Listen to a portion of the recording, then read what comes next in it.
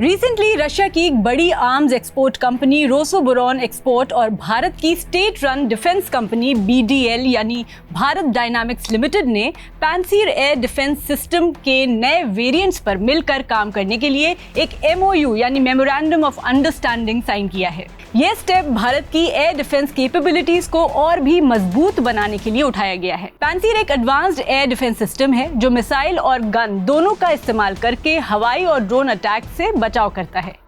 लेकिन ये अभी सिर्फ डील हुई है, कहीं ऐसा तो नहीं कि पहले की डील्स की तरह ये भी अल्टीमेटली डिले होगी या अटक जाएगी।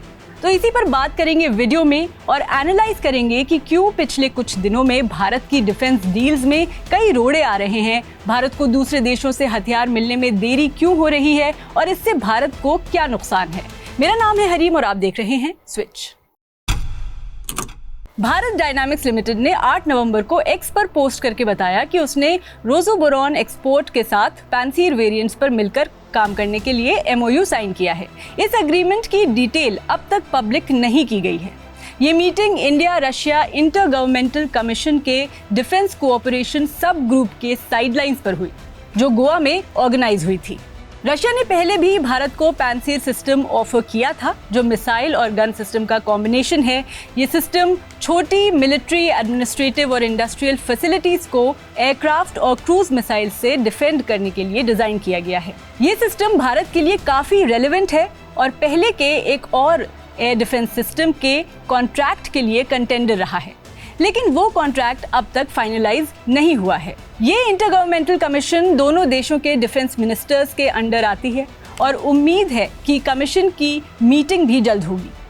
कुछ लोग जो इस मैटर को क्लोजली देख रहे हैं, उन्होंने बताया कि ये अग्रीमेंट इसलिए किया गया है ताकि पैंसीर सिस्टम के नए वेरिएंट्स डेवलप किए जा सकें जो भारत के स्पेसिफिक रिक्वायरमेंट्स को सूट करें। पैंसीर जैसे सिस्टम्स पर कोलैबोरेशन भारत और रूस के डिफेंस रिलेशंस को और मजबूत करता है और भारत के एयर डिफेंस सिस्टम को और भी स्ट्रॉन्ग बनाता है, क्योंकि इसमें क्विक रिएक्शन टाइम के साथ एक कॉम्बैट व्हीकल की कैपेबिलिटी होती है जो इसे और भी पावरफुल बनाता है। पैंसीर की मिसाइल्स 15 किलोमीटर तक की ऊंचाई पर एयरक्राफ्ट को टारगेट कर सकती हैं और इसकी 30 mm गन्स 3000 मीटर तक की ऊंचाई पर काम कर सकती हैं। लेकिन पिछले कुछ दिनों से भारत हथियारों के लिए पूरी तरह रूस पर डिपेंडेंट होने में झिझक रहा है। इसकी वजह भी समझते हैं।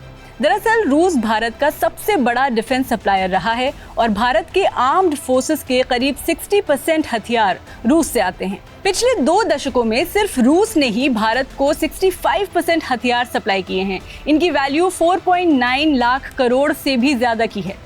लेकिन 2022 में रूस यूक्रेन में जंग शुरू हो गई और ये एक बड़ा रीज़न है कि अब रूस हथियार सप्लाई करने का जो वक्त कमिट करता है उस टाइम पर क्रूशियल हथियार प्रोवाइड नहीं कर पाता है।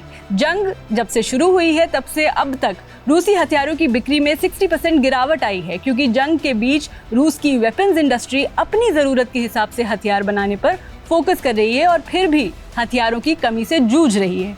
तो जाहिर है जंग का असर रूस के अपने वेपन प्रोडक्शन पर पड़ रहा है। ऐसे में भारत के साथ हुई कई डील्स अटक रही हैं।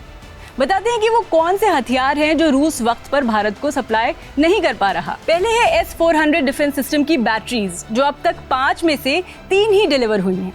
इसके बाद 2025 तक रूस भारत को एक न्यूक्लियर सबमरीन डिलीवर करने वाला था, लेकिन वो भी डिले हो गई। इसके अलावा 2 रूसी मल्टी रोल लड़ाकू भी 2 साल के डिले के बाद शायद दिसंबर तक डिलीवर हो, इसमें भी श्योरिटी नहीं है। तो ये सब भारत के लिए टेंशन की बात इसलिए है क्योंकि डिसएंगेजमेंट डील के बावजूद हिमालय से लेकर इंडो पैसिफिक रीजन तक चीन भारत को घेरने का मौका नहीं छोड़ रहा।